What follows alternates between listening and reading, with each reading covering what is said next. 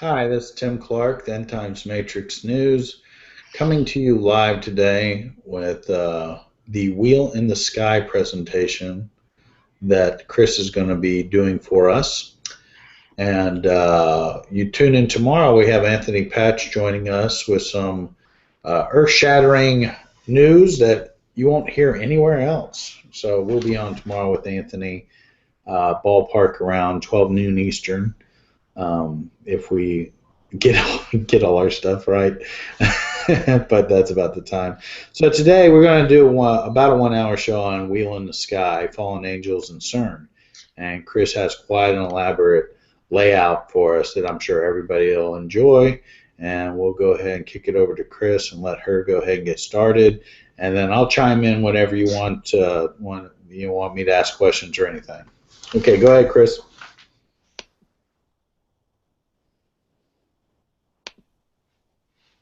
All right. Hey, everybody. I have a presentation today on the Wheel in the Sky with a lot of different connections with symbolism and with Cern and the Mark of the Beast and the false Alpha and Omega.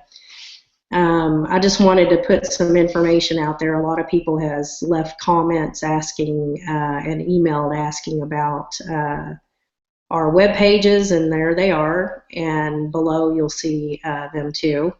But that's how you can contact us or keep up with our shows. So today we're going to be talking about the Wheel in the Sky and how they connect to the angels and the cherubim and the seraphim, and which is the throne of God. And before that, I wanted to talk about this that connects to it. The ancient symbols for the Tav and the Aleph, I looked that up, and what it means is plowshares. And that's a very interesting word, because on my research with Cain, the Scorpion King, he's carrying a plowshare in his hand, and we know that he is a tiller of the ground. And so I did a little research on that, and the symbol is the bull and the cross, and that is the leaf and the taw.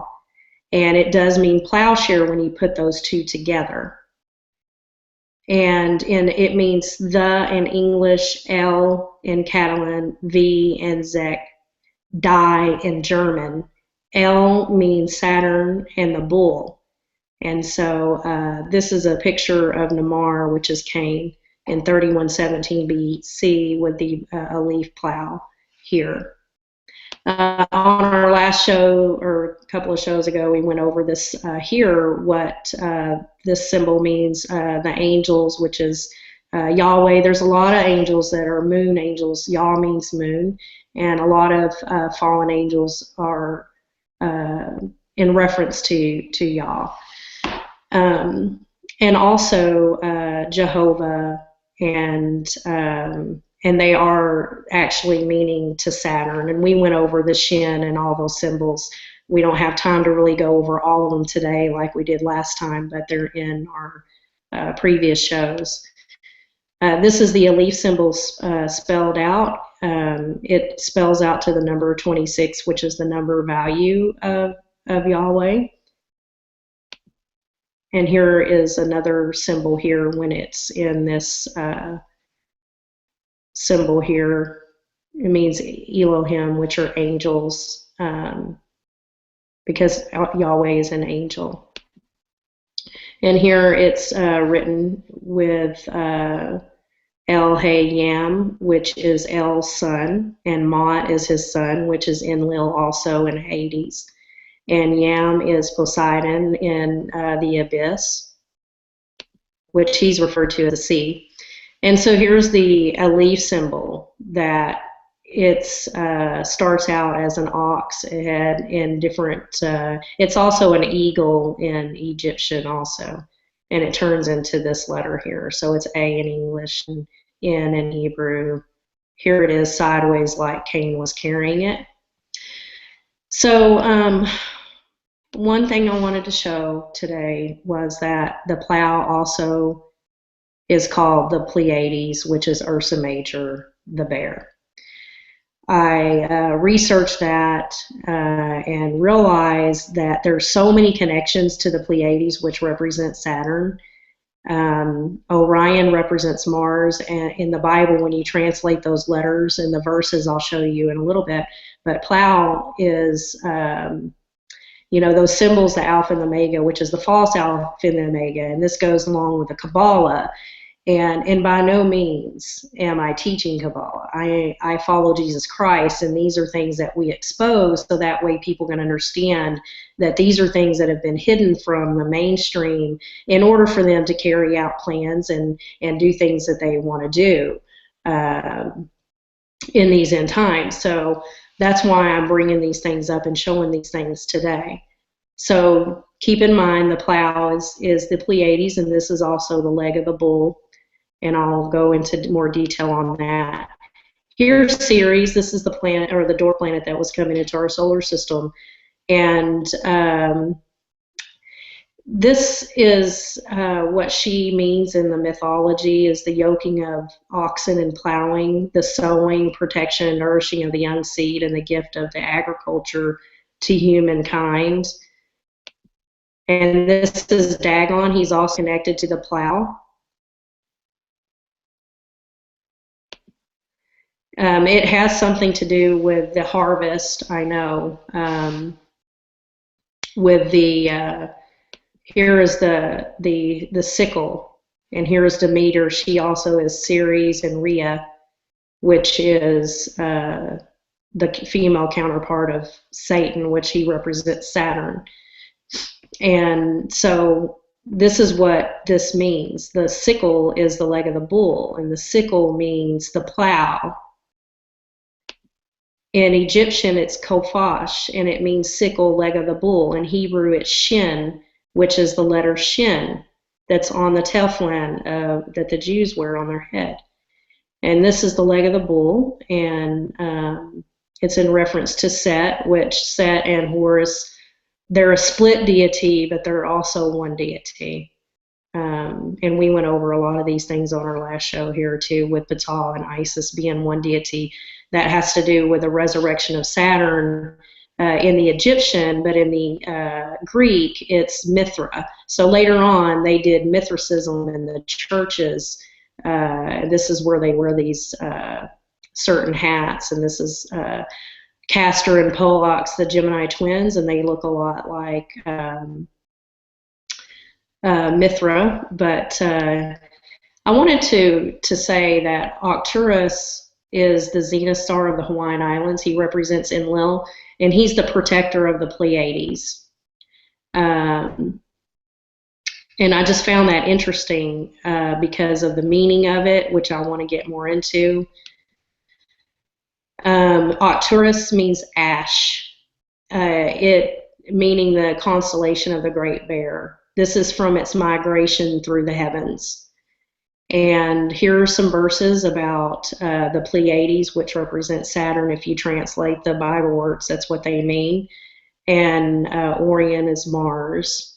And so here's some verses here, that talk about Arcturus and his sons, and Orion and the Pleiades, and Job, and the Mazzaroth, which is the constellations, the cosmic skies there. And here's the bull, and I have figured out that this is the bee.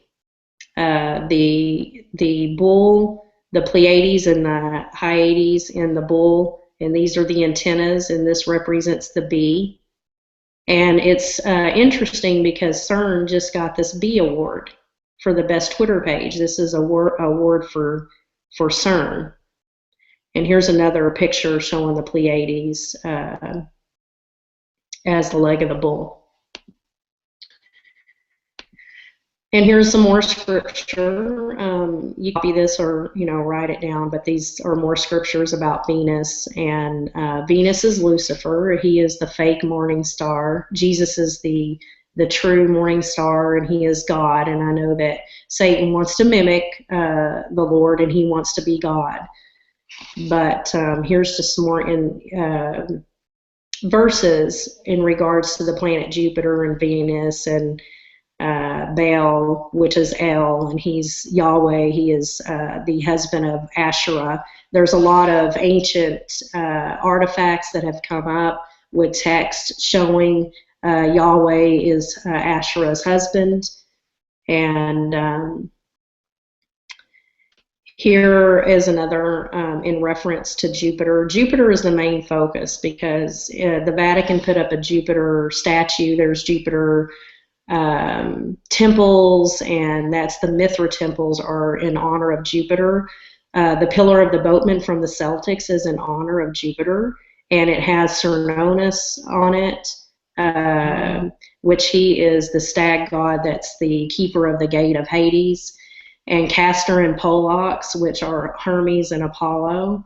And so this Pillar of the Boatman represents Jupiter. It's in honor of Jupiter from the Celtics. Can you hear me? Uh-huh. Yeah, Cernunnos. What did you say again? He was the goat god that guards the gates of hell? Yeah. And Cern is derived from Cernunnos? Probably. I just wanted to emphasize that to the people listening. That would you in your wildest dreams choose the route of the guy guarding the gates of hell? For the largest machine on our planet Earth, would you name him that? Sorry to interrupt. I just had to make that point. Yeah, that's a good point. So Castor and Pollux are very interesting, and Tim and I have another show that we'll be doing that'll go more into detail on these two twins and how one's immortal and one is not. One was Osiris, which was Cain, and so these are brothers. One was immortal and one was not, Apollo and Hermes. And here's Yam, he's the god of the abyss, and Belus and Agenor were his children. They were twins. They were the father of Cadmus, who was the father of Semele. And these people are logged in text and history. So through bloodline of Japheth. Belus and Agenor, they're twins. Their son is Cadmus. His daughter Semele, and she's also Mut in Egypt, and she is the one that married Namar in order to combine Upper and Lower Egypt, and that's why she wears the double crown. And here's a picture of Apollo and Hermes as Enki and Enlil. And so I was going to continue on with the wheel in the sky and the angels. The wheel in the sky represents the zodiac, and it represents it's a lot to explain, but I'll just go over this here. This is the zodiac, and this is the four north, south, east, and west, and this is the Pleiades. So what I wanted to explain was that they represent the directions of the sons of Horus. So the sons of Horus are tied in with the Pleiades also. And this is what they are also associated with: amino acids, 4 Testament Gospels, 4 horsemen of the Apocalypse, 4 children of Horus. They're also the canopic jars that is another deep study, but what they represent is the swastika, and it has to do with a rotation that's tied to Sirius, which is the soul of Isis. And this is the side lock that he wears. He also is Khufu, Khonsu, which Khonsu is Dionysus, and in the Greek language, that's what it means. And so this has a lot of connection to do with the Greeks. They show it in a little bit different way. later on in history, they have different statues, and just like the Celtics, in each culture, they show it in a different way, the resurrection of Saturn with Jupiter and these deities that are tied with Cern and the wheel in the sky. But I just wanted to put here that this was the angel hierarchy. This is the seraphim and the cherubim, and the thrones or ophanim. These are the first sphere. And the second sphere is the dominions, the virtues, stronghold, powers, authorities. And the third is the principalities, rulers, archangels, and angels. And cherubims, which Satan was a cherubim, and he was also connected to the seraphim, and the wheel, which is the ophanim, and he was the cherubim with the four faces of an ox, a lion, an eagle, and a man, and with four wings. And so he was supposed to guard the tree of life in the Garden of Eden. And I do believe through a lot of shows that we've done, we've explained how that is one of the trees in the garden that represent the tree of consciousness, and it also represents DNA. Here's a verse from Ezekiel, and talking about the anointed cherub. And he, in the Bible, it explains how Satan was, he was good in the eyes of God before he became evil. Evil was found in him, and he fell. The ophanim, they're the wheels that are associated with Daniel, and they're the wheels of the gallon, and the fiery flame of the four-eyed cover wheels. And so they're nested like two wheels. And these wheels, from what I understand, they move in any direction. And so it's just interesting that he was tied to this and a wheel, and it possibly could be his chariot that he had, in the sky. And this is one of the wheels in the sky that was part of the throne of God before he was cast out of heaven. And here's all the verses, that Satan was a created being, and not created with any evil in him. He was found with iniquity in him. He was in a covenant with God. He was anointed by God for specific purposes. He was in a class of angels called the cherubs. He was also described as a seraphim and winged fiery serpent. He was a priest unto God, and he was called Lucifer, a son of the early light, and named Lucifer, which means bright morning star. And so here's a verse that says that we are not to worship the sun and the moon and the stars, and we are not. That includes not worshiping the fallen angels, and not chanting and going into the celestial realms with them, because they are in reference to the planets and the universal, the constellation system, which I'll show you here. So there's seven fallen angels. Osiris, he was resurrected to the underworld. But here's some pictures here that I'll go over. This is Cern. This is a picture of the Higgs boson. It has this circle to represent it here. This is the Dendara Egyptian map. This is the United Nations symbol. This is I got this from Enter the Stars 5, so on his video. This was IEOU, Gnostics Society Library, and this was their symbol of God.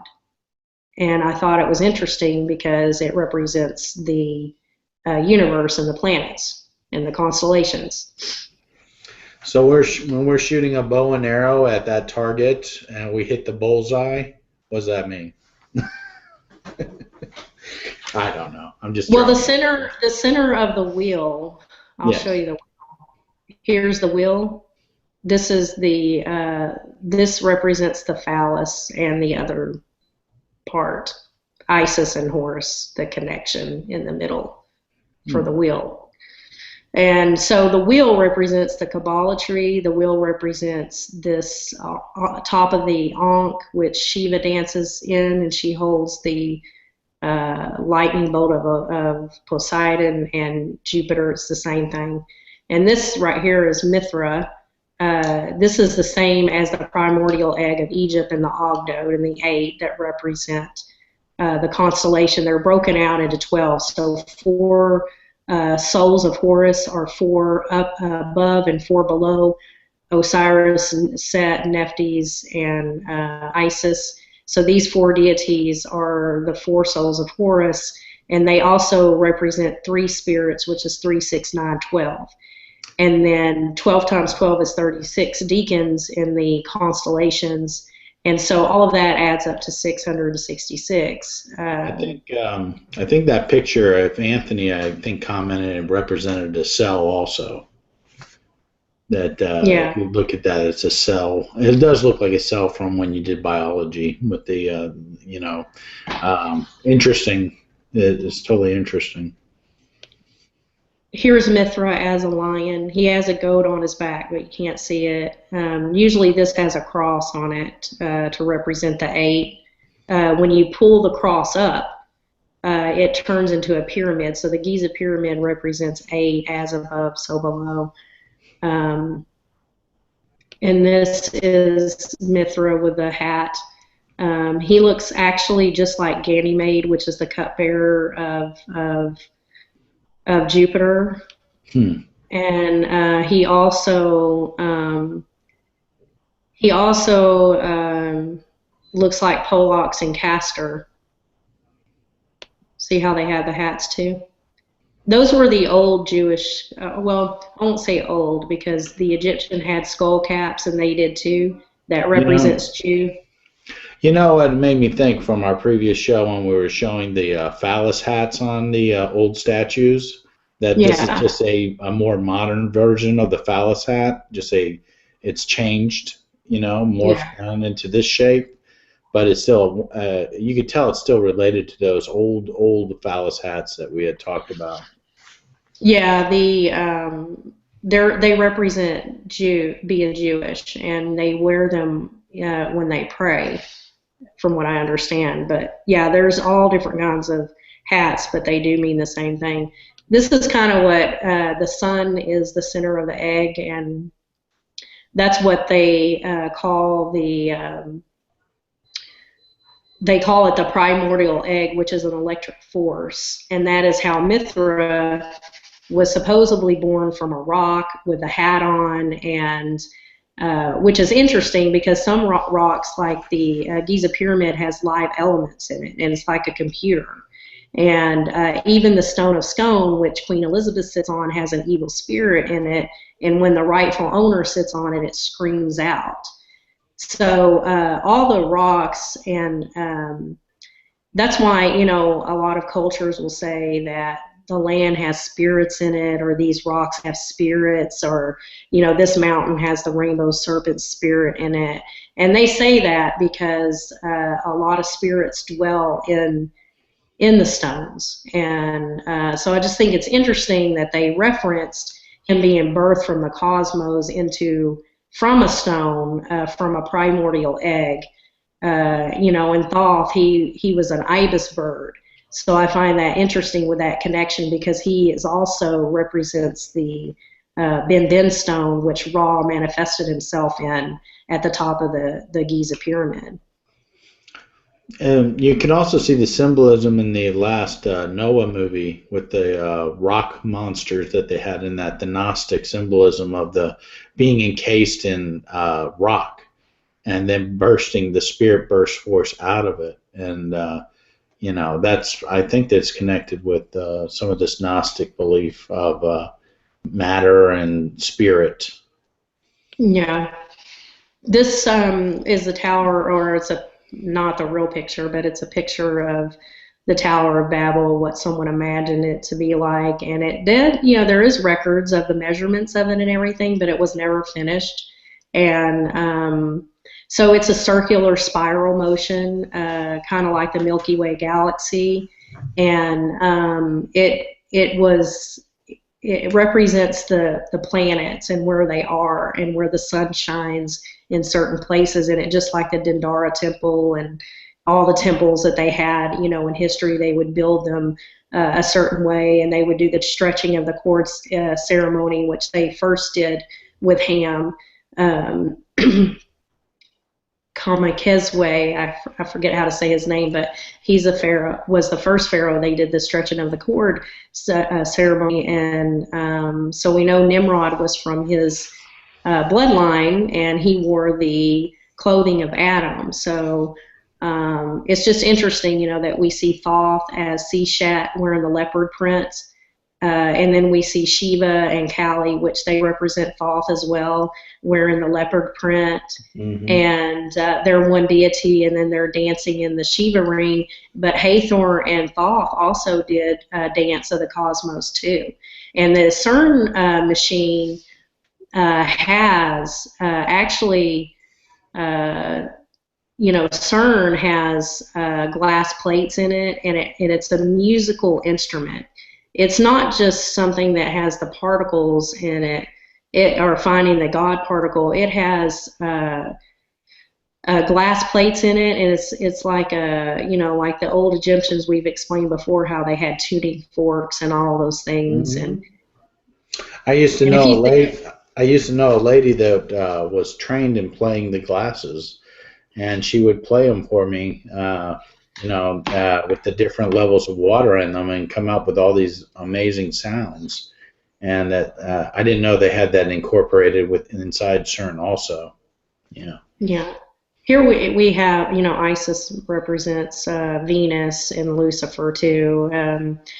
We've explained how, it was like the phallus was missing, and she was the resurrected Saturn, as Patal is Tubal-Cain, so they used that bloodline of Cain for the resurrection of Saturn back then. And we did that show, lots of mm-hmm. shows on that.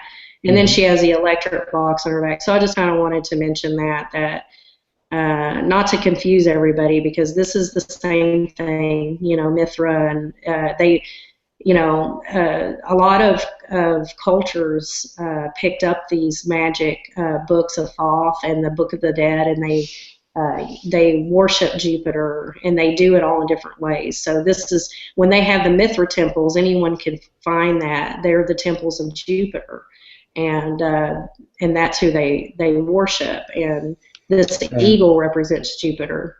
And Jupiter is also the resurrected Saturn. Right. Right. Yeah, and he also represents Bel and Patal. I was just going to say below, I'll put a video if you want to watch it. Face Like the Sun did one video, and then there's another link with our End Times Matrix News that we did a video together about CERN. And on their video, I just wanted to point out that they put, on Gravity Falls, you see his forehead, how they put the Pleiades on his head. So this means plowshare on his head. This is basically another symbol of the mark of the beast. Dionysus represents the leg of the bull, and Horus does too, the four spirits of Horus, and so this is actually represents the plow and the great bear and 7 Pleiades. And the 7 is interesting because Zayin is the 7th letter, and it is the 4th letter of the Shin on the Teflon, and the Jews they said they were reserving that for the new world to come. And so I find that really interesting as well. But so that's the end of my presentation. Tim and I have some other interesting shows that we're going to do down the road on the Cern and their dances that they did, and all of the occult that I had no idea that they did. Nude dancing. Now, we won't show a lot of nude pictures and stuff like that, but they did a lot of crazy stuff, and whipping mountains, and going out in their underwear and whipping the water. And they did like CERN conferences showing these things, and I thought, this is the most bizarre things ever. But Tim and I will do a show on that and show some information on that when we break some stuff down. So Yeah, it's no, it's fascinating. We're watching this whole thing unravel in front of us. Let's see, we have Anthony tomorrow on the 19th, and then that's one day before the eclipse. That is really interesting. I was watching with the slew.com guys yesterday, the Aurora Borealis, and they were just, when we had the magnetosphere was just lighting up, and they were up in Iceland and I'll just they were up in Iceland, and they're going to be sitting out there. So I'm just giving a heads up to people if they want to watch the eclipse, a full eclipse. Slooh.com, SLOOH.com, will be offering it. Now I don't know if we'll all crash their servers or not by everybody trying to watch a full eclipse, but I think it's Friday morning Eastern time. I'll have to check on that. It's like 8 or 9 in the morning or something like that where they are. But you can reference that. They usually put on a really good show, and that's what when I can't see a live astronomical thing because of either the sky's got too many clouds in it, or as with this eclipse, it's not going to be over the United States, so we won't get to see it. But we can see it from the they're going to have all of these eclipse telescopes and stuff right there, right under it, shooting straight up, and see the whole thing. It's very prophetic. I know there's people who don't believe in the significance of the blood moons, but I think regardless of what you believe, it's a very interesting event.